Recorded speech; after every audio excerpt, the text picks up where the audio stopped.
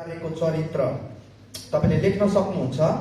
हामी भण्डारेपनको सिरिज एउटा श्रृङ्खलामा हामी छौँ अनि यो हाम्रो दोस्रो भाग हो। म विश्वास गर्छु अस्तिको हप्ता तपाईहरू प्रत्येकले केही गहन कुराहरू लिएर जानुभयो र आफ्नो जीवनमा पनि तपाईले लागू गर्नुभयो होला। यो हप्ताभरि तपाईले अध्ययनहरू गर्नुभयो होला र आज पनि हामी भण्डारेपनको दोस्रो यो भागमा छौँ र आज चाहिँ हाम्रो वचनको शीर्षक रहेको छ बाइबलले भण्डारेको चरित्र।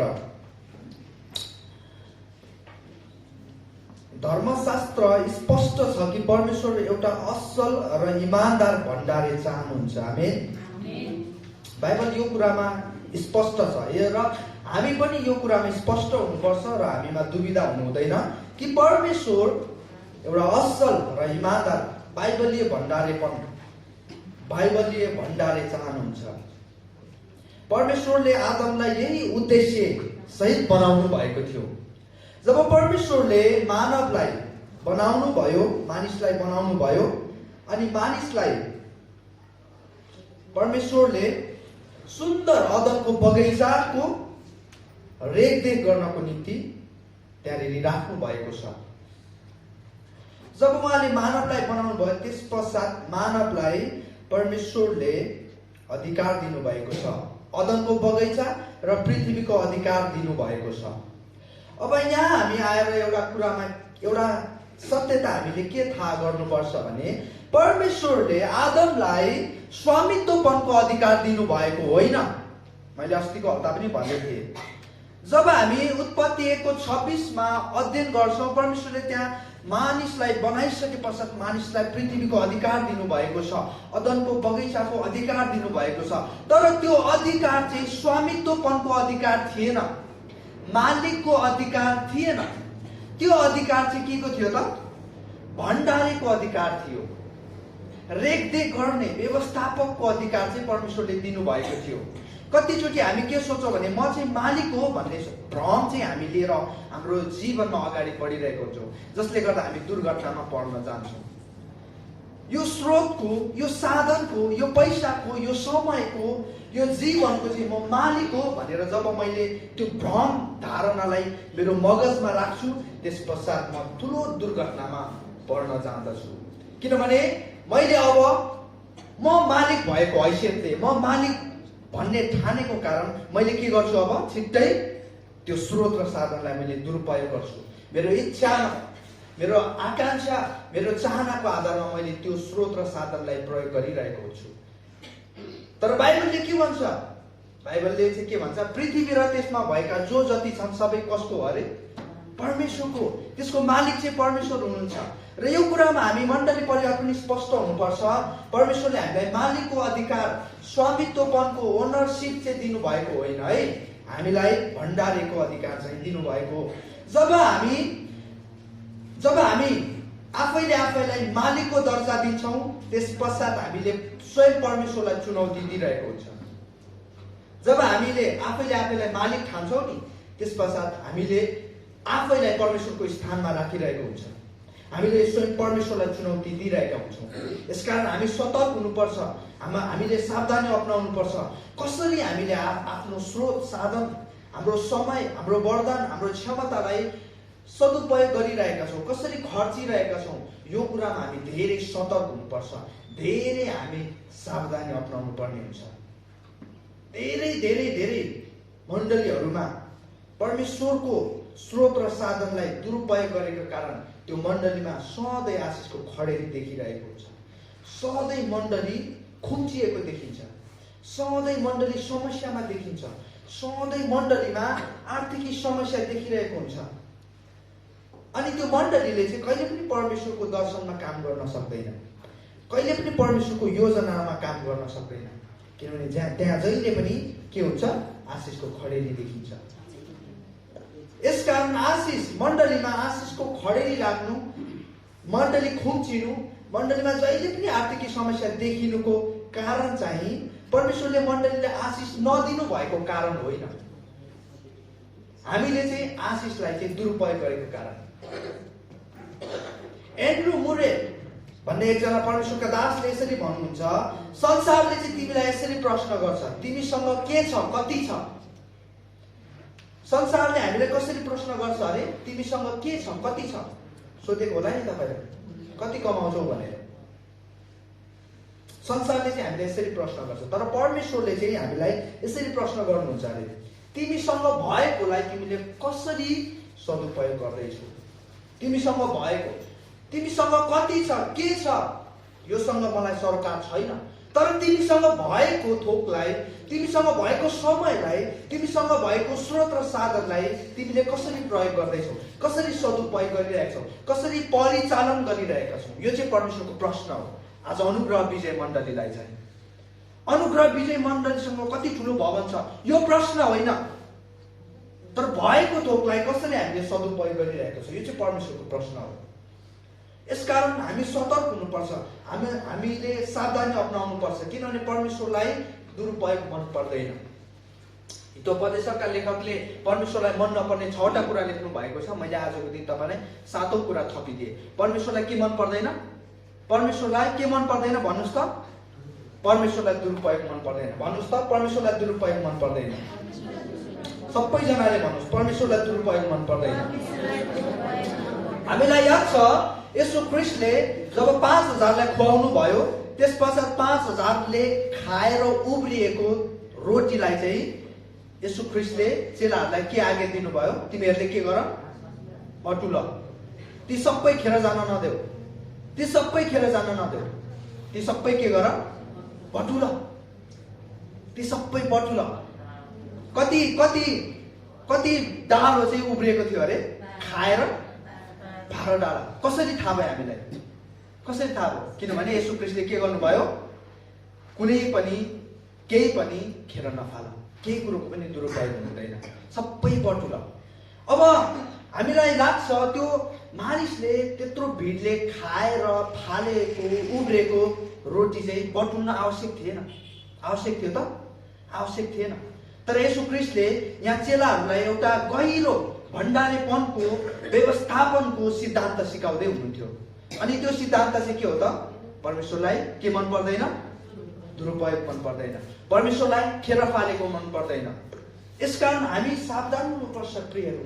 हामीले परमेश्वरको स्रोतलाई, अब हामीले यो कुरालाई बिर्सनु पर्छ, मेरो भन्ने कुरालाई बिर्सनु पर्छ। मेरो स्रोत, मेरो साधन, मेरो पैसा, मेरो समय भन्नु हुँदैन। हामीले कस्तो भन्नु पर्यो? परमेश्वरको। हामीले परमेश्वरको स्रोत र साधनलाई कसरी परिचालन गरिरहेका छौँ, कुन क्षेत्रमा खर्च गरिरहेका छौँ, कसरी हामीले परिचालन गरिरहेका छौँ, यो चाहिँ धेरै रहस्यमय कुरो र धेरै महत्त्वपूर्ण कुरा हो मण्डलीको निमित्त। मैले अस्ति पनि भन्दै थिएँ, आज लगभग 70% मण्डलीले परमेश्वरको स्रोत र साधनलाई दुरुपयोग गरेको कारण मण्डलीमा आशिष छैन। मण्डली खुम्चिरहेको छ, मण्डलीमा जहिले पनि समस्या देखिरहेको छ। मण्डली स्थापना भएको लामो वर्ष भइसक्यो, मण्डली स्थापना भएको धेरै वर्ष भइसक्यो, 25 वर्ष, 30 वर्ष, 40 वर्ष, तर पनि मण्डलीको अवस्था जहीँको तहीँ छ। मण्डलीको परिस्थिति परिवर्तन भएको छैन। मण्डलीको अवस्था जहीँको त्यही छ। मण्डलीले दर्शनको काम गर्न सकेको छैन। मण्डलीले परमेश्वरको उद्देश्यको योजनाको काम गर्न सकिरहेको छैन। जहिले पनि मण्डली पछाडि सरिरहेको छ। जहिले पनि किन यो किन भइरहेको छ? किनभने मण्डलीमा असल इमानदार बाइबलले भण्डारेको कमीले गर्दाखेरि। त्यहाँ मण्डलीहरूमा परमेश्वरले चाहनु भएको असल भण्डारीहरूको कमीले गर्दाखेरि परमेश्वरको स्रोत र साधन चाहिँ दुरुपयोग भइरहेको छ, जसको कारण चाहिँ मण्डलीको अवस्था परिवर्तन भइरहेको छैन। त्यसो भए यी सबै कुराहरू त मैले अस्तिकै हप्ता तपाईँहरूलाई बताइदिइसकेँ। तपाईँहरूले सुनिसक्नु भयो, तपाईँले लेखिसक्नु पनि भयो होला।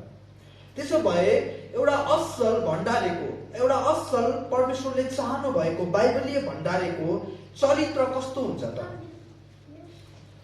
चरित्र कस्तो हुन्छ? क्यारेक्टरिस्टिक कस्तो हुन्छ त? त्यो हामीले बुझ्न आवश्यक छ।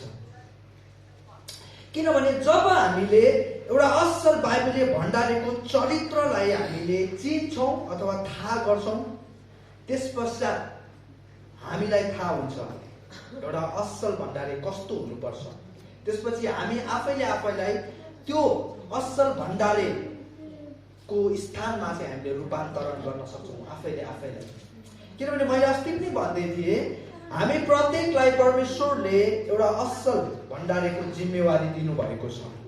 हामी हरेकले भण्डारीको भूमिका निभाउनु परेको छ। त्यसो भए हामीलाई यो कुरा पनि थाहा हुनुपर्छ कि एउटा असल बाइबलीय भण्डारी कस्तो हुन्छ, उसको चरित्र कस्तो हुन्छ, उसको स्वभाव कस्तो हुन्छ, उसको गुण कस्तो हुन्छ, यो पनि हामीलाई थाहा हुनुपर्छ। यदि हामीलाई चरित्र स्वभाव गुणै थाहा भएन भने हामीले आफैले आफैलाई कसरी रूपान्तरण गर्न सक्छौँ। यसकारण चरित्र चाहिँ एउटा महत्त्वपूर्ण जीवनको पाटो हो। चरित्र अथवा स्वभाव भनौँ अथवा गुण भनौँ, यो चाहिँ जीवनको एउटा महत्त्वपूर्ण पाटो हो। चरित्रलाई ग्रिकमा चाहिँ क्यारेक्टर भनिन्छ, जुन शब्दबाट चाहिँ इङ्ग्लिस शब्द क्यारेक्टरिस्टिक भन्ने आएको हो। तर यो क्यारेक्टर भन्ने ग्रिक शब्द चाहिँ क्रियापद, मूल क्रियापद कारासो भन्ने शब्दबाट आएको। अब म तपाईँलाई एउटा रोचक कुरो बताउँछु ल।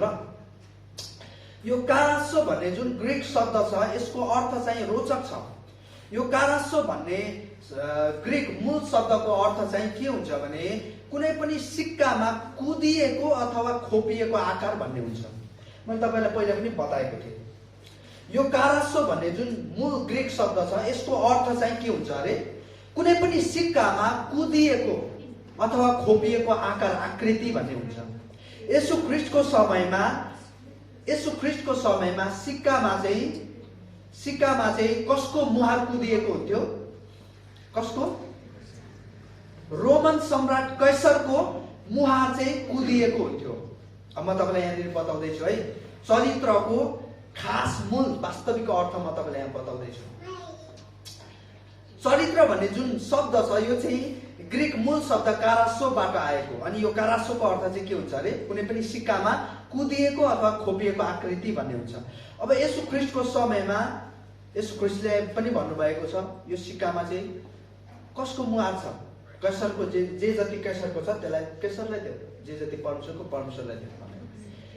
येशू ख्रीष्टको समयमा चाहिँ सिक्कामा चाहिँ कैसर, रोमन सम्राट कैसरको आकृति अनुहार मुहार चाहिँ कुदिएको हुन्थ्यो।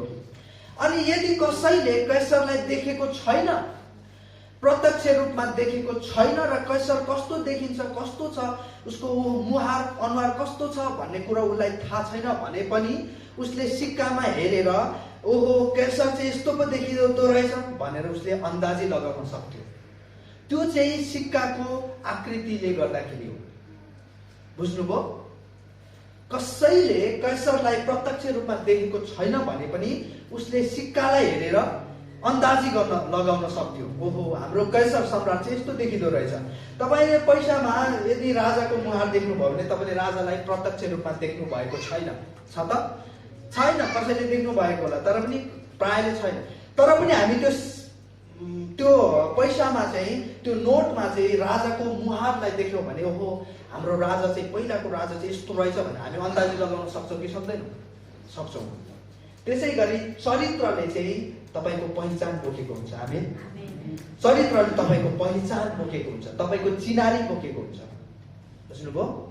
जसरी सिक्काको आकृतिले चाहिँ सम्राटको, कैसर सम्राटको चिनारी पहिचान बोकेको थियो, त्यसरी नै तपाईँको चरित्रले, तपाईँको स्वभावले, तपाईँको गुणले चाहिँ तपाईँको पहिचान बोकेको हुन्छ। यदि तपाईँको चरित्र ठिक छ, त्यसैको आधारमा मानिसले तपाईँले चिन्नेछ। यदि तपाईँको चरित्र, हाम्रो चरित्र चाहिँ खराब छ, ठिक छैन भने मानिसले त्यसैको आधारमा हामीलाई चिनिरहेको हुन्छ। यसकारण चरित्र चाहिँ जीवनको महत्त्वपूर्ण पाटो हो। यसकारण एउटा असल भण्डारीको चरित्र कस्तो हुन्छ, उसलाई हामी कसरी चिन्ने, उसको स्वभाव, उसको गुण हामीलाई थाहा हुनुपर्छ। जब हामीलाई एउटा असल बाइबलले भण्डारीको चरित्र थाहा हुन्छ, त्यसपछि हामीले आफैले आफैलाई त्यो असल भण्डारीको ठाउँमा चाहिँ रूपान्तरण गर्न सक्छौँ। तपाईँले लेख्न सक्नुहुन्छ, म आज महत्त्वपूर्ण असल बाइबलीय भण्डारीको म 3वटा चरित्र, किनभने धेरै दिन सक्दिनँ समयको कमीले गर्दा, 3वटा तर साह्रै महत्त्वपूर्ण तीनवटा आधारभूत प्रिमिटिभ चरित्र क्यारेक्टरिस्टिक्स म तपाईँलाई दिन चाहन्छु र कहिले पनि तपाईँले नबिर्सनुहोस् र यो तपाईँले लेख्न सक्नुहुन्छ। पहिलो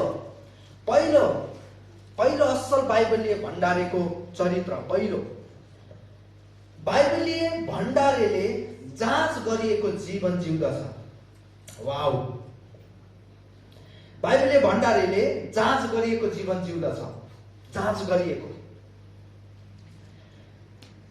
दुई प्रकारको व्यक्तिहरू हामी भेट्छौँ। दुई प्रकारको व्यक्तिहरू हुन्छ। पहिलो, आफैलाई जाँच्ने, दोस्रो अरूको न्याय गर्ने। पहिलो आफैलाई जाँच्ने, दोस्रो अरूको न्याय गर्ने। आफैलाई जाँच्ने व्यक्तिले आफ्नो हरेक कदम, हरेक पाइला, हरेक निर्णयलाई जाँच्दछ। मैले लिएको निर्णयले ठिक छ कि छैन, यसले परमेश्वरलाई खुसी प्रसन्न पार्छ कि पार्दैन, मैले चालेको कदम ठिक छ कि छैन भनेर उसले जहिले पनि आफैलाई जाँच्ने गर्दछ। के मेरो निर्णयले परमेश्वर खुसी हुनुहुन्छ? मैले मानिसलाई खुसी पार्न खोजिरहेको छु परमेश्वरलाई? के मैले पाएको जिम्मेवारी इमानदार साथ पुरा गरिरहेको छु? कतै मैले परमेश्वरको स्रोतलाई दुरुपयोग गरिरहेको त छैन? आफैलाई जाँच्ने व्यक्ति आफू र परमेश्वर बीचको सम्बन्धलाई लिएर जहिले पनि गम्भीर हुन्छ। उसलाई डर हुन्छ, मेरो र परमेश्वर बीचको सम्बन्ध त बिग्रिने होइन मेरो कारणले गर्दा। मैले लिएको निर्णय, मैले बोलेको शब्द ठिक छ, मैले गरेको कार्य ठिक छ, सही छ, बाइबलीय छ। उसले जहिले पनि आफैलाई जाँच्ने गर्छ, जहिले पनि। अनि उसले आफैलाई जाँच्दै गर्दाखेरि यदि उसले आफ्नो गल्तीलाई भेट्छ भने उसले जहिले पनि सुधार्छ, जहिले पनि सुधार्ने गर्छ। अब न्याय गर्ने व्यक्ति कस्तो हुन्छ? न्याय गर्ने व्यक्ति सधैँ अरूको कमी कमजोरी र गल्तीलाई मात्र देख्छ, अरूको गल्तीलाई मात्र देख्छ। जहिले पनि अरूको चिया चर्चा गर्छ न्याय गर्ने व्यक्ति। बाइबलले के भनेको छ? अरूको न्याय नगर भनेको छ। उसले त्यस्तो गर्नु हुँदैन थियो, उसले त्यस्तो बोल्नु हुँदैन थियो, उसले त्यस्तो लाउनु हुँदैन थियो। जहिले पनि न्याय गर्ने व्यक्ति चाहिँ अरू केन्द्रित हुन्छ। ऊ आफू र परमेश्वर बीचको सम्बन्धमा केन्द्रित हुँदैन, ऊ जहिले पनि अरू केन्द्रित हुन्छ, अरू व्यक्ति, अरू मानिस केन्द्रित हुन्छ। यसकारण बाइबलले के भन्छ? तिमीले अरूको न्याय नगर, अरूको न्याय नगर। बाइबलले हामीलाई अरूको न्याय गर्ने होइन, तर आफैलाई जाँच्ने व्यक्ति हुनुपर्छ भनेर आज्ञा गरेको छ। म तपाईँलाई केही पदहरू दिन चाहन्छु। बिलाप 3:40 भन्दछ, हामी आफ्ना चाल जाँचेर हेरौँ, अरूको चाल होइन प्रियहरू, अरूको व्यवहार होइन, अरूले के गर्दैछ चियो चर्चो गर्ने होइन। आफैले आफ्ना चालहरू जाँचेर हेरौँ र हामी परमप्रभुतिर फर्कौँ भनेर बिलापमा यिर्मियाले भन्नुभएको छ। पहिलो कोरिन्थी 11:18 भन्दछ, पावलले भन्नुहुन्छ, हरेक मानिसले आफूलाई जाँचोस्, आफ्ना कदमहरू, आफ्ना पाइलाहरू जाँचोस्, आफ्ना निर्णयहरू जाँचोस्। दोस्रो कोरिन्थी 13:5 भन्दछ, आफैलाई जाँचेर हेरौँ, आफैलाई जाँचेर हेरौँ। आफैलाई जाँच, फेरि पनि सम्झाउनुहुन्छ। जाँचमा असफल भएन भने येशू ख्रीष्ट तिमीहरूमा हुनुहुन्छ भन्ने तिमीहरूलाई थाहा हुनुपर्ने हो। पावलले कोरिन्थीका मण्डलीलाई लेख्नुभएको छ। मैले धेरै पहिला एउटा पुस्तक पढ्दै थिएँ। त्यो पुस्तकमा चाहिँ इसाई चाहिँ बाघ जस्तो हुनुपर्छ अरे। के जस्तो अरे? बाघ जस्तो हुनुपर्छ अरे।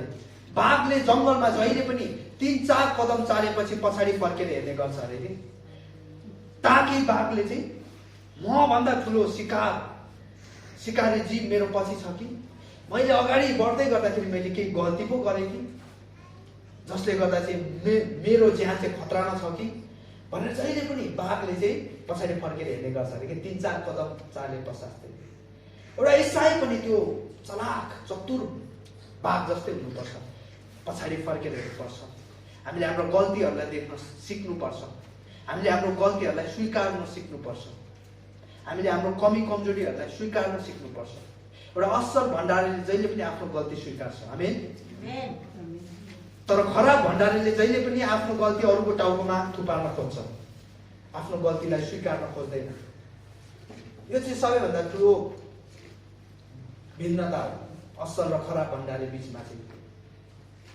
यस कारणले गर्दाखेरि प्रियहरू, हामी अगाडि बढ्नु मात्र ठुलो कुरो होइन, तर अगाडि बढ्दै गर्दाखेरि हाम्रो कदमहरू, हाम्रा पाइलाहरू, हाम्रो निर्णयहरू ठिक छ कि छैन भनेर आफैले आफैलाई जाँच्नु चाहिँ महत्त्वपूर्ण कुरा हो। एउटा नोकरले आफ्नो दुरुपयोग र गल्तीको कारण मालिक अरू कोही नभएर मालिक हो भनेर त्यहाँनिर दोस्याएको छ एउटा नोकरले चाहिँ। जब हामी तोडाको दृष्टान्त हामी अध्ययन गर्छौँ, त्यहाँ तेस्रो नोकरले के गरेको छ?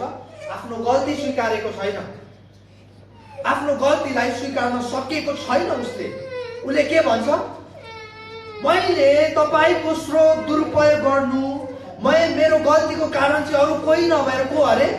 तपाईँ मालिक आफै हो भनेको छ त्यहाँ तेस्रो नोकरले। हेर्नुहोस् है, तर एउटा असल भण्डारीले चाहिँ जहिले पनि आफ्नो कमी कमजोरीहरूलाई स्वीकार्छ, किनभने उसले हरेक पाइलामा आफैले आफैलाई जाँच्ने गर्छ। पाइलटहरू के बताउँछन् भने विमान उड्दै गर्दाखेरि, ल मलाई ध्यान दिनुहोस् है त, पाइलटहरू के बताउँछन् भने विमानहरू उड्दै गर्दाखेरि 95% आफ्नो मार्गबाट बाहिर जानुको कारण चाहिँ वायु प्रवाह, ब्यारोमेट्रिक दबाव अनि अन्य कारकहरू बताउँछन्। त्यो आफ्नो मार्गभन्दा बाहिर जानुको कारण। यसकारण पाइलटहरूले निरन्तर प्लेनलाई चाहिँ जाँच गर्नुपर्छ अरे। ससाना कुराहरूलाई उसले छानबिन गर्नुपर्छ अरे, सुधार्नुपर्छ अरे, ताकि प्लेन चाहिँ उडान लिए पश्चात आफ्नो ट्र्याकमा, आफ्नो मार्गमा हिँडोस् अरे। त्यो चलाक पाइलट जस्तै एउटा असल भण्डारी पनि हो, जसले आफ्नो हरेक पाइला, हरेक जीवनको पलहरूलाई चाहिँ उसले जाँच गर्दछ अनि आफ्नो गल्तीहरूलाई चाहिँ सुधार्दछ। सोक्रेट्सले एकपटक यसरी भन्नुभएको छ, जाँच नगरिएको जीवन चाहिँ बाँच्न लायक छैन। परमेश्वरले चाहिँ हामीलाई जाँचद्वारा मात्र भरोसा गर्नुहुन्छ। परमेश्वरले कुनै पनि व्यक्तिलाई कुनै पनि जिम्मेवारी दिनु अगाडि चाहिँ परमेश्वरले हामीलाई जाँच गर्नुहुन्छ अनि मात्र हामीलाई त्यो जिम्मेवारी सुम्पनुहुन्छ। यसकारण हामी परमेश्वरबाट केही जिम्मेवारी चाहन्छौँ भने, कतिजनाले यसरी प्रार्थना गर्नुभएको छ तपाईँहरूले, प्रभु मलाई तपाईँको सेवकाईमा खटाउनुहोस्, सेवकाईमा मलाई तपाईँको सेवकाईमा मलाई तयार पार्नुहोस् भन्नुभएको छ। मलाई सुसमाचारको निम्ति तयार पार्नुहोस्, मलाई मिनिस्ट्रीको लागि तयार पार्नुहोस्, मलाई एउटा सेवकाईको निम्ति तयार गर्नुहोस् भन्नुभएको छ प्रार्थनामा। यदि भन्नुभएको छ भने तपाईँ हामीले के बुझ्नु आवश्यक छ भने त्यो कुरा चाहिँ जाँच बिना हुँदैन, त्यो जिम्मेवारी चाहिँ हामीले जाँच बिना प्राप्त गर्दैनौँ। हामी हरेकको विश्वासको जाँच हुनुपर्छ भनेर मैले विश्वासको सिरिजमा तपाईँहरूलाई बताएको थिएँ।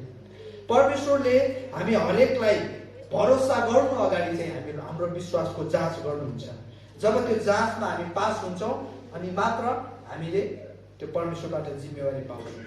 बाइबलमा तपाईँ फर्केर हेर्नुहोस्, कुनै पनि परमेश्वरका सेवकहरूले जाँच बिना परमेश्वरबाट जिम्मेवारी पाउनु भएको छैन है। जाँच बिना चाहिँ हामी परमेश्वरबाट कुनै पनि कुराको अपेक्षा गर्न सक्दैनौँ। यसकारण एउटा असल बाइबलले भण्डारीले चाहिँ कस्तो जीवन जिएको हुन्छ अरे? जाँच गरिएको जीवन। भन्नुहोस् त, जाँच गरिएको। एक कक्षाबाट 2 कक्षामा पुग्नुपर्छ भने त्यहाँ के हुनुपर्छ? जाँच हुनुपर्छ। हामीलाई सबैलाई थाहा छ। अनि परमेश्वरको राज्यमा पनि त्यही कुरा लागू हुन्छ। बिना जाँच चाहिँ हामी पास हुँदैनौँ। पास हुनको निम्ति चाहिँ हामीले जाँचबाट गुज्रनै पर्छ। दोस्रो चरित्र, एउटा असल बाइबलले भण्डारीको दोस्रो चरित्र चाहिँ भण्डारीले परमेश्वरको मन र हृदयलाई चिनेको हुन्छ। यदि हामी असल भण्डारी हुन चाहन्छौँ भने हामीले परमेश्वरको मन र हृदयलाई चिनेको हुनुपर्छ। बुझेको होइन है, चिनेको हुनुपर्छ। बुझेको अथवा थाहा गर्नु र चिन्नुमा चाहिँ धेरै ठुलो फरक छ। मानिसको एउटा स्वभाव चाहिँ सुरुवातदेखि नै मानिस चाहिँ आफ्नो सृष्टिकर्तालाई चिन्न चाहन्छ। मानिसको एउटा धेरै महत्त्वपूर्ण स्वभाव गुणहरू मध्ये एउटा गुण चाहिँ के हो भने मानिस चाहिँ आफ्नो सृष्टिकर्तालाई जहिले पनि चिन्न चाहन्छ। अनि यो चिन्ने क्रममा चाहिँ मानिसले विभिन्न विभिन्न धर्महरूलाई स्थापना गरेको छ, विभिन्न विभिन्न थ्योरी, विभिन्न सिद्धान्तहरूलाई उसले निर्माण गरेको छ। कतिले तपाईहरुले साइन्समा पढ्नु भएको होला, विभिन्न विभिन्न थ्योरीहरू मानिसले निकालेको छ। कोही चाहिँ कसैले के भन्छ भने मानिस चाहिँ केबाट बनेको अरे, बाँदरबाट बनेको अरे। अब तपाईँ अनुहार हेर्नुहोस् त, तपाईँको अनुहार तपाईँले आफैले बाँदर जस्तो लाग्छ त? लाग्छ त कसैलाई? लाग्दैन नि। तपाईँले बिहान चर्च आउनुभन्दा अगाडि ऐना हेर्नुभयो होला, बाँदर जस्तो देख्नुभयो त तपाईँले आफैलाई? तपाईँले आफ्नो कस्तो सुन्दर देख्नुभयो, सुन्दरी देख्नुभयो, हो कि होइन? अब कतिले के भन्छन्, बिग ब्याङ थ्योरी भन्छ।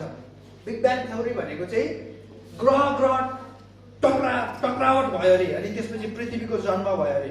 अनि मानिसले यो सबै किन यो सिद्धान्तहरू चाहिँ निकालेको हो भने मानिसले चाहिँ आफ्नो सृष्टिकर्तालाई चिन्न चाहन्छ। उसको हृदयमा एउटा खालीपना छ, उसको हृदयमा एउटा कौतूहलता छ, उसको हृदयमा एउटा चाहना छ। अनि त्यो कौतूहलता चाहिँ के हो भने मलाई कसले बनायो, म को हुँ, म किन यहाँ छु, म यस पृथ्वीमा किन छु, म यस कपन एरियामा यो सम्प्रदायमा किन छु। उसको हृदयमा त्यो प्रश्नले उत्तर नपाइन्जेलसम्म उसको हृदय जहिले पनि खाली हुन्छ। जब हामीले परमेश्वरलाई चिन्छौँ, परमेश्वरको हृदय मनलाई हामीले बुझ्छौँ, अनि त्यस पश्चात त्यो हाम्रो खाली हृदय खालीपना चाहिँ भरिँदै जान्छ। एउटा असल भण्डारीले जहिले पनि मालिकको इच्छा र मनलाई थाहा गर्नुपर्छ, अनि मात्र मालिकको स्रोतलाई चाहिँ उसले मालिकको इच्छा र योजना अनुसार सदुपयोग गर्न सक्छ। जबसम्म एउटा भण्डारीले मालिकको इच्छा, मालिकको योजनालाई बुझ्दैन, उसले जहिले पनि मालिकको स्रोत र साधनलाई दुरुपयोग गरिरहेको हुन्छ। किनभने त्यहाँ के हुन्छ भने मालिकको इच्छा र योजनामा त्यो स्रोत र साधन परिचालन भएको छैन भने कसै न कसैको इच्छा र योजनामा त्यो स्रोत र साधन परिचालन भइरहेको हुन्छ। अनि त्यो इच्छा र योजना चाहिँ अरू कसैको नभएर तपाईँ र मेरै हुन्छ। बुझ्नुभयो? मेरो खल्तीमा भएको रकम, मेरो गोजीमा भएको रकम यदि परमेश्वरको इच्छा र परमेश्वरको योजनामा प्रयोग भइरहेको, खर्च भइरहेको छैन भने त्यो कसै न कसैको इच्छामा त भइरहेको छ नि। त्यो कसको इच्छामा भइरहेको छ? त्यो मेरै आफ्नै स्वार्थ, मेरै आफ्नै चाहनामा भइरहेको छ। यसकारण एउटा भण्डारीलाई सबैभन्दा आधारभूत आवश्यकता चाहिँ के हो भने उसले परमेश्वरको मन र हृदयलाई बुझेको हुनुपर्छ, चिनेको हुनुपर्छ। चिन्नु र थाहा गर्नु चाहिँ भयङ्कर भिन्नता छ। त्यसमा चाहिँ तपाईलाई परमेश्वरको विषयमा थाहा होला, थाहा भएर पनि तपाईँले परमेश्वरलाई नचिनेको हुन सक्छ। थाहा गर्नु र चिन्नु चाहिँ दुईटा भिन्न कुरो हो। तपाईँलाई परमेश्वरको विषयमा थाहा होला, कसरी थाहा होला? तपाईँ लामो समयदेखि मण्डली आइरहनु भएको होला, वचन पनि सुनिरहनु भएको होला, तपाईँ बाइबल पढिरहनु भएको होला, अरूको मुखबाट सुन्नु भएको होला, परमेश्वर यस्तो हुनुहुन्छ, परमेश्वर उस्तो हुनुहुन्छ भनेर तपाईँले परमेश्वरको विषयमा थाहा गर्नु भएको होला, तर तपाईँले परमेश्वरलाई नचिनेको हुन सक्छ। चिन्नु भनेको चाहिँ व्यक्तिगत सम्बन्ध बनाउनु हो।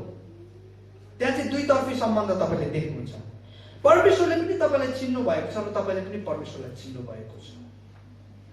तर थाहा गर्नु भनेको चाहिँ तपाईँलाई परमेश्वरको विषयमा थाहा छ, तर तपाईँले परमेश्वरलाई चिन्नु भएको छैन, किनभने त्यहाँ व्यक्तिगत सम्बन्ध छैन। मलाई हाम्रो नेपालको राष्ट्रपतिको विषयमा थाहा छ, तर मैले चिनेको छुइनँ नि। मलाई थाहा छ, मैले टिभीमा हेरेको छु, समाचारमा सुनेको छु, पत्र पत्रिका पढेको छु, भयङ्कर मानिसहरूको मुखबाट सुनेको छु। राष्ट्रपतिको विषयमा मलाई थाहा छ, तर मैले चिनेको छु त? मैले चिनेको छुइनँ। मैले राष्ट्रपतिलाई फोन गरेर भने उठाउनुहुन्छ, नम्बर पनि थाहा छैन नि मलाई, होइन?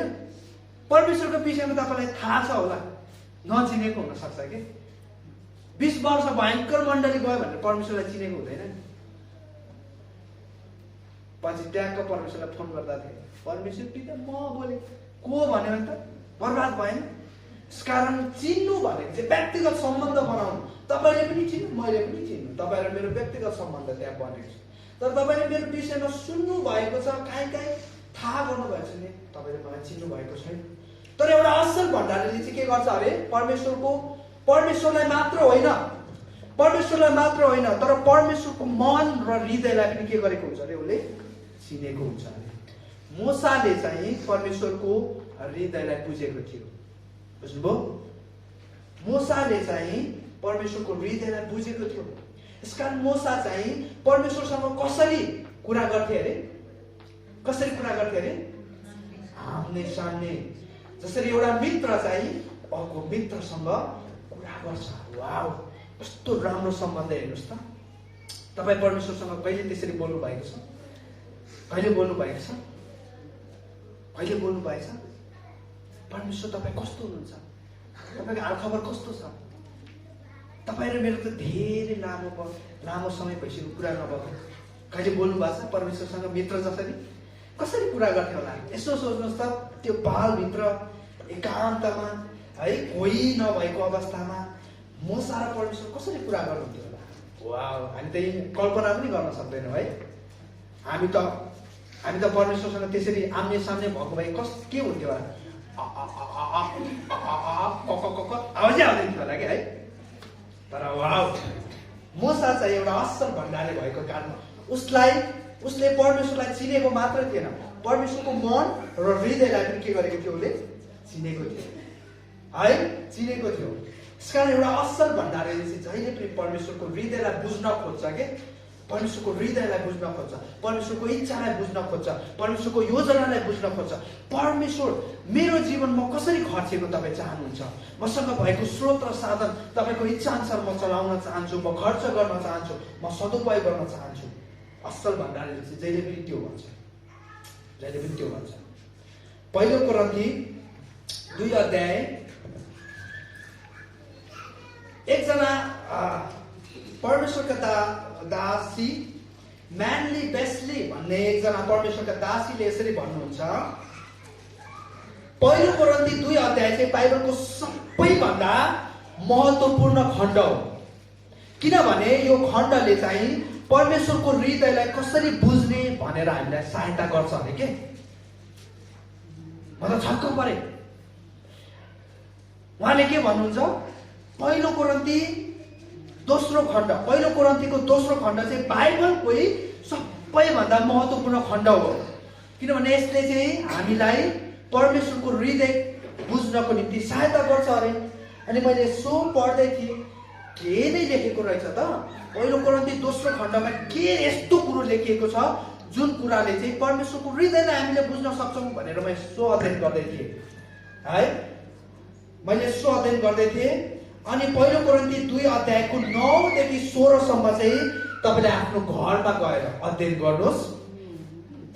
धेरै महत्त्वपूर्ण, धेरै खदिलो तपाईँले प्रकाश, तपाईँले गहिरो रहस्यमय कुरा तपाईँले भेट्नुहुनेछ। म तपाईँलाई आउने हप्ता सोध्छु के त्यस्तो तपाईँले रहस्यमय कुरा भेट्नुभयो। तर म अहिले चाहिँ 2टा खण्ड म यहाँ पढ्न चाहन्छु तपाईँहरूको निम्ति। पहिलो कोरिन्थी 2 अध्यायको 11 अनि पहिलो कोरिन्थी 2 अध्यायको 19 म तपाईँहरूको निम्ति पढ्न चाहन्छु है त। मानिस भित्र रहेको आफ्नै आत्मा बाहेक कसले मानिसका विचारलाई बुझ्न सक्छ? वाउ, पहिलो शब्द नै कति ठोक्कर हान्ने है। मानिस भित्र रहेको आफ्नै आत्मा बाहेक कसले मानिसका विचारलाई बुझ्न सक्छ? तपाईलाई तपाईँ बाहेक अरूले चिन्न सक्दैन। तपाईले हो तपाईलाई राम्ररी बुझ्ने, तपाईको आत्माले हो, तपाईको प्राणले हो तपाईले चिन्न सक्ने, अरू कसैले चिन्दैन। त्यसरी नै परमेश्वरका विचार, परमेश्वरको आत्मा बाहेक कसैले बुझ्दैन। वाह, हेर्नुहोस् त, तपाईले के सोच्दै हुनुहुन्छ कसैलाई थाहा छैन तपाईँ बाहेक। म अहिले के सोचिरहेको छु मलाई बाहेक तपाईँलाई थाहा छैन। भन्नुको अर्थ के भने मेरो आत्मा बाहेक मलाई तपाईँहरूले चिन्न सक्नुहुन्न। मलाई सबैभन्दा राम्ररी चिन्ने व्यक्ति भनेको मेरो आत्मा हो। त्यसरी नै परमेश्वरको हृदय, परमेश्वरको मन, परमेश्वरको विचार, परमेश्वरको इच्छा, परमेश्वरको योजनालाई परमेश्वरको आत्मा बाहेक कसैले बुझ्न सक्दैन अरे। अनि त्यो परमेश्वरको आत्मा भनेको चाहिँ को हो त? पवित्र आत्मा। आमेन। अब हामी यहाँ पवित्र आत्माको यहाँ भूमिकालाई देख्न सक्छौँ। यदि परमेश्वरलाई तपाईँ परमेश्वरको मनलाई, परमेश्वरको हृदयलाई, परमेश्वरको इच्छालाई, परमेश्वरको विचारलाई बुझ्न चाहनुहुन्छ भने तपाईले पवित्र आत्मालाई आफ्नो जीवनमा स्वागत गर्नुपर्छ। प्रियहरू, पवित्र आत्मा बाहेक परमेश्वरलाई राम्रोसँग अरू कसैले चिन्न सक्दैन। पावलले एक कुरा भन्नुभएको होइन, यही कुरा भन्नुभएको छ। हेर्नुहोस् त, अब दोस्रो पदमा हामी जाउँ। किनकि कसले प्रभुको मनलाई जानेको छ? को छ त्यस्तो बुद्धिमान, को छ त्यस्तो शक्तिशाली, को छ त्यस्तो ज्ञानी जसले चाहिँ परमेश्वरको मनलाई जानेको छ, मनलाई बुझेको छ? र कसले उहाँलाई सिकाउन सक्छ? तर हामीसँग त ख्रीष्टको मन छ।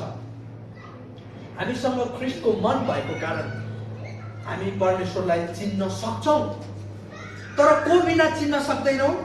पवित्र आत्मा बिना चिन्न सक्दैनौँ। यो कुरा हामीले बुझ्नुपर्छ प्रियहरू। आज मण्डलीले पवित्र आत्मालाई काम गर्न नदिएको कारण, आज मण्डलीले पवित्र आत्मालाई भवनभन्दा बाहिर राखेको कारण, आज मण्डलीले आफ्नो जीवनमा पवित्र आत्मालाई स्वागत नगरेको कारण त्यो परिवारमा, त्यो मण्डलीमा, त्यो विश्वासीको जीवनमा उसले परमेश्वरको मन कस्तो छ, उसले परमेश्वरको इच्छा कस्तो छ, परमेश्वरको योजना कस्तो छ उसले बुझेकै हुँदैन, उसले जानेकै हुँदैन।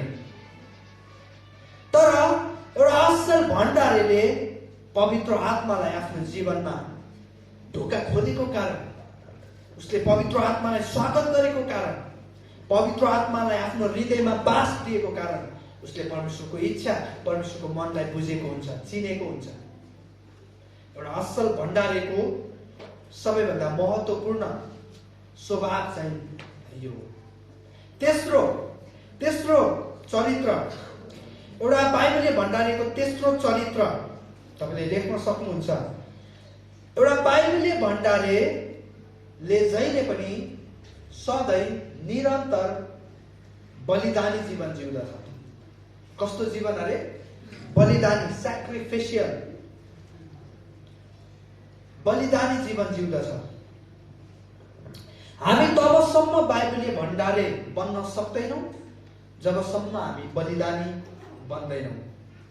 हामी तबसम्म भण्डारीको रूपमा रूपान्तरित हुन सक्दैनौँ जबसम्म हामी बलिदानी जीवन जिउँदैनौँ।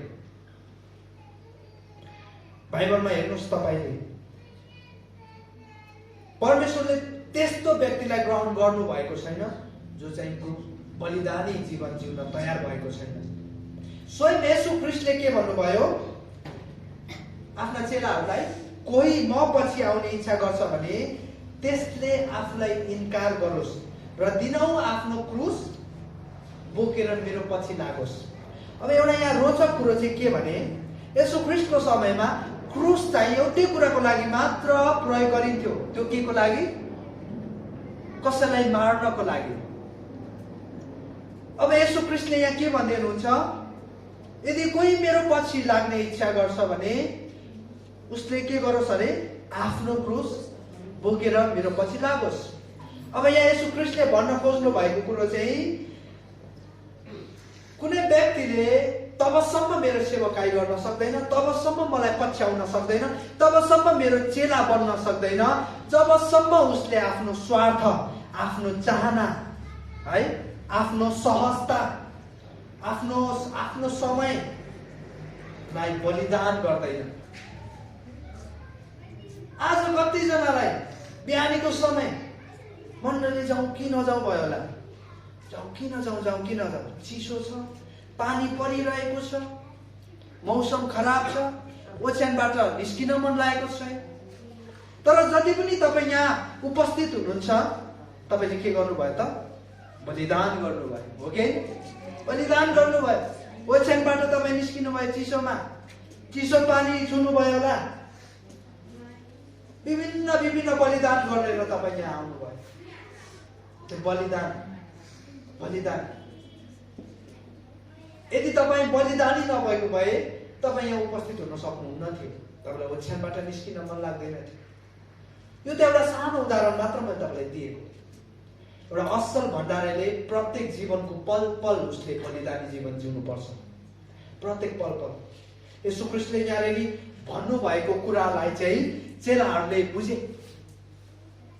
बुझे। यसकारण येशू ख्रीष्टको पछि लाग्दै गर्दाखेरि चाहिँ हामी बलिदानी हुनुपर्ने रहेछ, हामी हाम्रो जीवन पनि बलिदान दिनुपर्ने रहेछ भनेर उनीहरूले बुझे। येशू ख्रीष्टका 12 चेलाहरूमध्ये 11 जना चेला चाहिँ शहीद बने। कसैलाई तातो कराईमा डुबाइदिएको छ, कसैलाई मन्दिरबाट खसालिदिएको छ, कसैलाई घोडाले तानेर मारेको छ। उनीहरू त्यो सतावटबाट उनीहरू गुज्रिनु पर्यो। उनीहरूले बलिदानी जीवन जिए। पावलले पनि रोमीको पत्रमा यही भन्नुहुन्छ, तिमीहरू चाहिँ जिउँदो बलिदान हुनुपर्छ। रोमी 12:1 मा तपाईँले त्यो भेट्नुहुन्छ। तिमीहरूले आफैलाई चाहिँ जिउँदो बलिदानको रूपमा चाहिँ सुम्प भनेर चाहिँ पावलले भन्नुभएको छ। कतिचोटि असल भण्डारेको भूमिकामा हामी रहँदै गर्दाखेरि हामीले आफ्नो स्वार्थलाई मार्न सक्दैनौँ, हामीले आफ्नो चाहनालाई मार्न सक्दैनौँ। हामीले समय, परमेश्वरको निम्ति समय हामीले छुट्याउन सकिरहेका हुँदैनौँ। हामीले अरू थोकलाई समय खर्चिरहेका हुन्छौँ, अरू क्षेत्रहरूमा लगानी गरिरहेका हुन्छौँ। तर जब परमेश्वरको क्षेत्रको कुराहरू आउँछ, परमेश्वरलाई दिनुपर्ने समय आउँछ, अनि हामी बलिदानी हुन सक्दैनौँ। हामी बलिदानी हुनै सक्दैनौँ। हामी कुन्ठिन्छौँ, हामी खुम्चिन्छौँ। ओहो यो गर्नुपर्ने मैले, ओहो यो बलिदान दिनुपर्ने मैले। हामीले हाम्रो लोभ, लालच, मोहहरूलाई चाहिँ क्रुसमा टङ्ग्याउनु पर्छ भनेर बाइबलले भनेको छ। जेम्स ब्रायन भन्ने एकजना लेखकले आफ्नो पुस्तक the kingdom and the cross, राज्य र क्रुस भन्ने पुस्तकमा चाहिँ यसरी सुझाव दिनुभएको छ, यदि हाम्रो परमेश्वर बलिदानी हुनुहुन्छ र अयोग्य व्यक्तिहरूलाई आशिष दिन खोज्नुहुन्छ भने हामी पनि बलिदानी र अरूको निम्ति आशिष बन्न तयार हुनुपर्छ भनेर सुझाव दिनुभएको छ। धेरैचोटि प्रिय मण्डली परिवारहरू, हामी अरूको निम्ति आशिष बन्ने कुरा चाहिँ हाम्रो निम्ति कठिन हुन जान्छ, कठिन भइरहेको हुन्छ। आशिष बन्ने कुरा कतिचोटि हामीलाई पैसामा मात्र सीमित हो कि जस्तो लाग्छ। कसैको लागि जब यहाँबाट अनि वक्ताले चाहिँ हामी प्रत्येक चाहिँ अरूको निम्ति आशिष बन्नुपर्छ भनेर बारम्बार भनिरहनु भएको हुन्छ, हामीलाई अरूको निम्ति आशिष बन्नु भनेको चाहिँ अरूलाई पैसा दिनु भन्ने जस्तो लाग्छ। तर होइन, तर त्यो होइन। आशिष बन्नु भनेको चाहिँ हामीसँग जे छ, हामीसँग के छ, हामीसँग जे छ त्यो अरूलाई बाँडेर चाहिँ हामी अरूको निम्ति आशिषको स्रोत बन्न सक्छौँ। हामी तपाईसँग नभएको थियो तपाईँले बाँडेर होइन, तपाईसँग जे छ। किनभने पहिलो पत्रुस 4:10 के भन्छ? पहिलो पत्रुस 4:10 के भन्छ? जसले जस्तो वरदान पाएको छ, आमेन, जसले जस्तो वरदान पाएको छ, नपाएको पनि खोतालेर यताबाट तानेर यताबाट ऋण लिएर होइन, जसले जस्तो जब वरदान पाएको छ, परमेश्वरका अनुग्रहका विभिन्न वरदान पाएका भण्डारे चाहिँ ती एकअर्काको निम्ति प्रयोग गर। एउटा असल भण्डारे, बाइबलले भण्डारेले जहिले पनि आफूसँग भएको थोक चाहिँ अरूसँग बाँडचुँड गर्छ, अरूलाई सहायता गर्छ, अरूको आवश्यकतामा उसले हात खोल्छ, मुट्ठी खोल्छ है। यदि तपाईँलाई परमेश्वरले उत्साहको वरदान दिनुभएको छ भने तपाईँले अरूलाई उत्साह बाँडेर, अरूलाई उत्साह दिएर, प्रोत्साहन दिएर तपाईँ अरूको निम्ति आशिषको स्रोत बन्न सक्नुहुन्छ। यदि परमेश्वरले तपाईँलाई स्रोत र साधन, आर्थिक स्रोत र साधनको तपाईँलाई वरदान परमेश्वरले दिनुभएको छ भने त्यो बाँडेर पनि तपाईँ अरूको निम्ति आशिषको स्रोत बन्न सक्नुहुन्छ। यदि तपाईँलाई परमेश्वरले परमेश्वरको वचनको रहस्यमय कुराहरू खोल्ने वरदान दिनुभएको छ भने तपाईँ अरूलाई वचनबाट उत्साह दिएर, वचनबाट प्रोत्साहन दिएर पनि अरूको निम्ति आशिषको स्रोत बन्न सक्नुहुन्छ। यदि परमेश्वरले तपाईँलाई चङ्गाइको वरदान दिनुभएको छ भने तपाईँले निरन्तर अरूको निम्ति प्रार्थना गरिदिएर तपाईँ अरूको निम्ति आशिषको स्रोत बन्न सक्नुहुन्छ।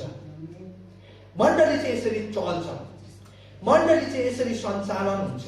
किनभने मण्डली चाहिँ मैले अस्ति पनि भन्दै थिएँ, एउटै शरीर भिन्न भिन्न अङ्गहरू हो। खुट्टाले गर्न नसकेको काम चाहिँ कसले गर्छ? हातले गर्छ। कानले गर्न नसक्ने काम आँखाले गर्छ। आँखाले गर्न नसक्ने काम मुखले गर्छ। मण्डली चाहिँ यसरी सञ्चालनमा आउँदछ अनि मण्डलीले चाहिँ यसरी नै संसारमा चाहिँ परमेश्वरको काम चाहिँ गर्दछ। हेर्नुहोस् त, एउटा असल बाइबलले भण्डारेको कति ठुलो भूमिका हामी यहाँ देख्न सक्छौँ। हामीले धेरैचोटि भण्डारेपनलाई, स्टेवार्डसिपलाई सानो दर्जा दिइरहेको हुन्छ। के हो र? खासै केही पनि छैन जस्तो हामीले लाग्छ। तर यो भण्डारेपन, स्टेवार्डसिप मण्डलीमा यति ठुलो गहिरो छ। यो चाहिँ एउटा जमिन खनेको जस्तै हो। हामी जति जमिन खन्छौँ त्यति खाल्डो हामी पार्न सक्छौँ, त्यति गहिरो हामी पार्न सक्छौँ। भण्डारेपनको विषय भनेको पनि त्यस्तै हो। जति हामी यसलाई खोतल्छौँ त्यति यो चाहिँ रहस्यमय छ, त्यति गहिरो छ। यसकारण एउटा भण्डारे सधैँ अरूको निम्ति आशिषको स्रोत बन्न तत्पर तयार हुँदछ। बाइबलले भण्डारेले आफूसँग जे छ त्यसैले अरूको सेवा गर्दछ। यसकारण भण्डारेपन भनेको चाहिँ केवल आर्थिकी मामिला मिलाउनु मात्र होइन। भण्डारेपन भनेको चाहिँ आर्थिकी कारोबार गर्नु मात्र होइन, त्योभन्दा बढी हो, त्योभन्दा गहिरो हो, त्योभन्दा उच्च हो। यसकारण मण्डलीमा आज धेरै मण्डलीहरूमा भण्डारेपनको विषयमा चाहिँ कम प्रचार गरिएको कारण, कम भन्दा पनि कम प्रचार गरिएको कारणले गर्दाखेरि मण्डलीहरूमा चाहिँ विभिन्न भण्डारेपनको क्षेत्रलाई लिएर समस्याहरू आइरहेको छ। यसकारण यी तीनवटा चरित्र, मैले धेरै चरित्रहरू मैले हेर्दै थिएँ। भण्डारे, एउटा असल बाइबलले भण्डारे चाहिँ आज्ञाकारी हुँदछ। एउटा असल भण्डारे विश्वासयोग्य ठहरिँदछ, विश्वासयोग्य हुनुपर्छ, भरोसाको लायक हुनुपर्छ। एउटा असल भण्डारेमा दर्शन हुनुपर्दछ, उसमा दर्शन हुनुपर्छ। परमेश्वरले दिनुभएको स्रोत साधनलाई अबको 10 वर्षमा, अबको 20 वर्षमा कति गुणा बढाउने, कसरी परिचालन गर्ने, कसरी सञ्चालन गर्ने। किनभने परमेश्वर त के चाहनुहुन्छ? परमेश्वर त वृद्धि चाहनुहुन्छ। आमेन भन्नुहोस्। परमेश्वर त मण्डलीमा वृद्धि चाहनुहुन्छ। अनि त्यो वृद्धि भनेको चाहिँ खालि पैसाको वृद्धि मात्र होइन, आत्मिक वृद्धि, सामाजिक वृद्धि, भौतिक वृद्धि, परमेश्वरको सम्बन्धको वृद्धि। एउटा भण्डारेले चाहिँ परमेश्वरले दिनुभएको जिम्मेवारीको जहिले पनि वृद्धि गर्न खोज्छ। किनभने हामीले अस्ति तोडाको दृष्टान्तमा पनि हेर्दै थियौँ, मालिकले के चाहेको थियो? नोकरहरूबाट वृद्धि चाहेको थियो। अनि मण्डलीबाट परमेश्वर वृद्धि चाहनुहुन्छ। भण्डारेले चाहिँ त्यो दर्शन देख्दछ। अबको 10 वर्षमा कति वृद्धि गर्ने, कति गुणाले बढाउने, कति गुणाले वृद्धि गर्ने, भण्डारेमा त्यो दर्शन हुनुपर्छ।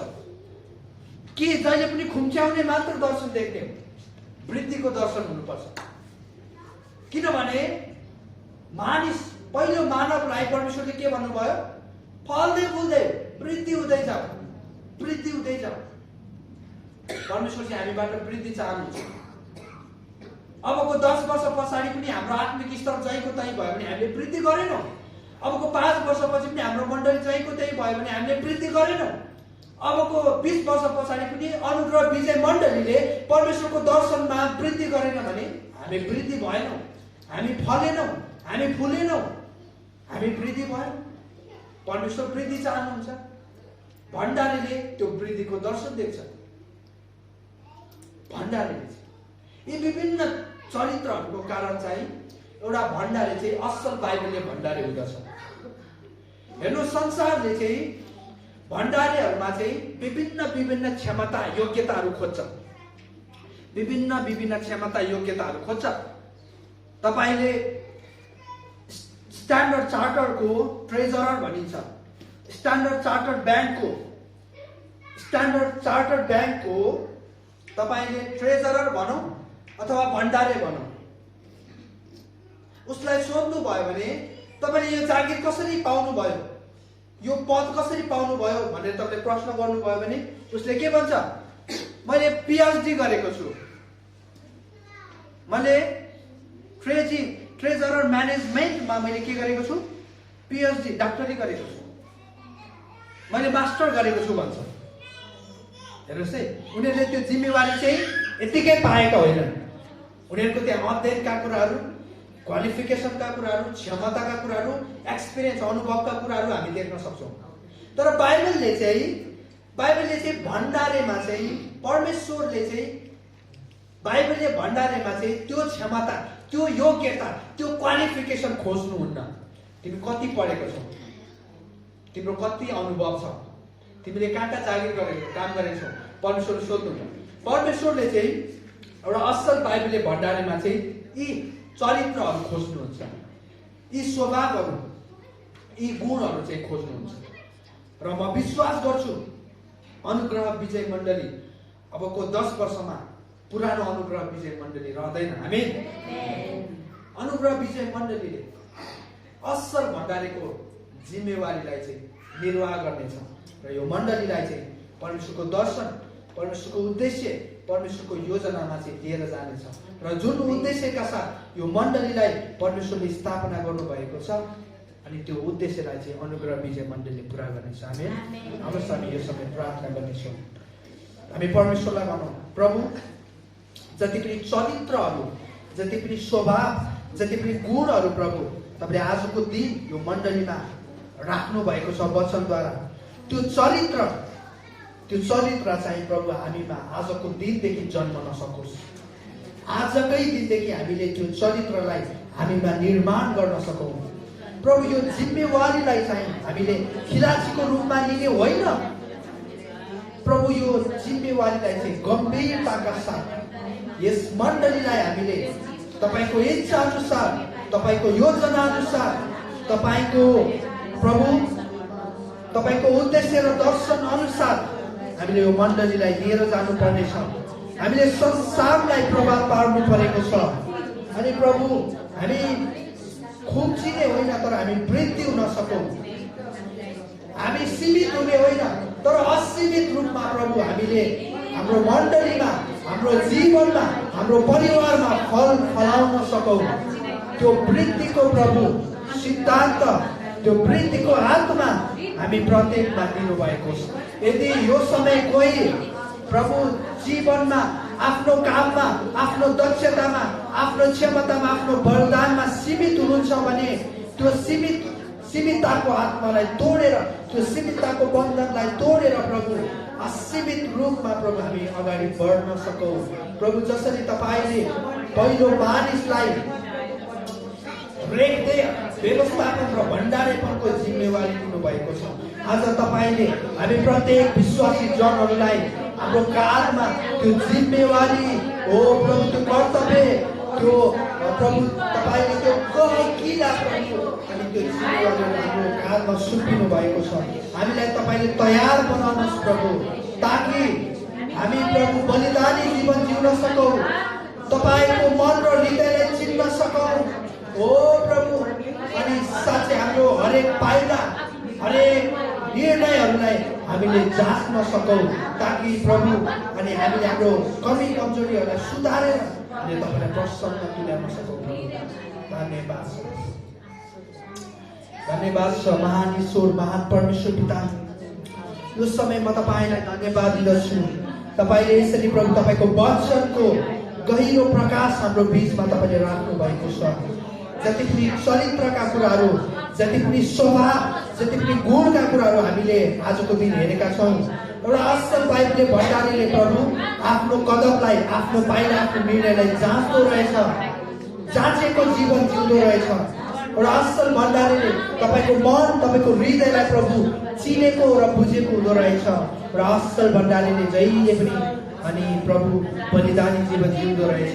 यी चरित्रहरू प्रभु हामीमा जन्मन सकोस्, हामीमा निर्माण हुन सकोस्, ताकि प्रभु हामी आफैले आफैलाई असल भण्डारीको रूपमा रूपान्तरण गर्न सकौँ। यो ठुलो अनि गम्भीर जिम्मेवारी तपाईँले हाम्रो काँधमा दिनुभएको छ प्रभु, अनि यसलाई असल तरिकाले हामीले निर्वाह गर्न सकौँ। म यो समय प्रार्थना गर्दछु अनि यो अनुग्रह विजय मण्डलीलाई प्रभु अबको आउँदो समयमा हामीले वृद्धि गर्न पर्नेछ प्रभु। ओ यो संसारमा प्रभावशाली बनाउन आवश्यक छ। तपाईँको राज्यमा प्रभु तपाईँले दिनुभएको जिम्मेवारी उद्देश्य र दर्शन हामीले लिएर जानु परेको छ प्रभु। यो जिम्मेवारी हामी हरेकमा तपाईँले दिनुभएको छ प्रभु, अनि यो जिम्मेवारी प्रति हामी गम्भीर हुन सकौँ प्रभु। म यो समय प्रार्थना गर्दछु आज जो जति प्रभु जो जतिको जीवनमा परिवारमा ओ प्रभु अनि यो भण्डारीको सिद्धान्त भण्डारीको ज्ञान आवश्यक छ प्रभु, आजकै दिन उहाँहरूले सुनेको बुझेको अनि आफ्नो हृदयमा राखेको कारण अनि आफ्नो जीवनमा लागू गर्न सक्नु भएको होस्।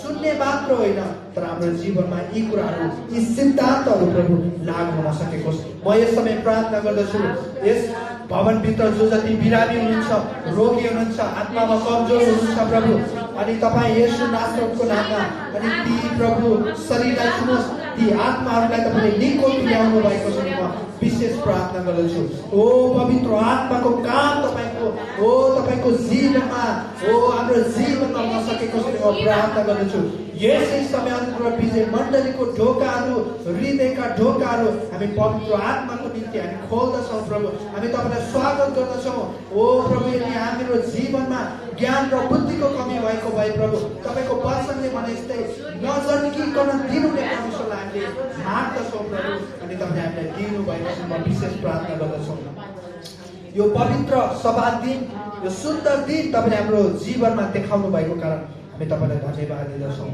आजको दिन प्रभु हामीले तपाईँको निम्ति खर्चिएका छौँ।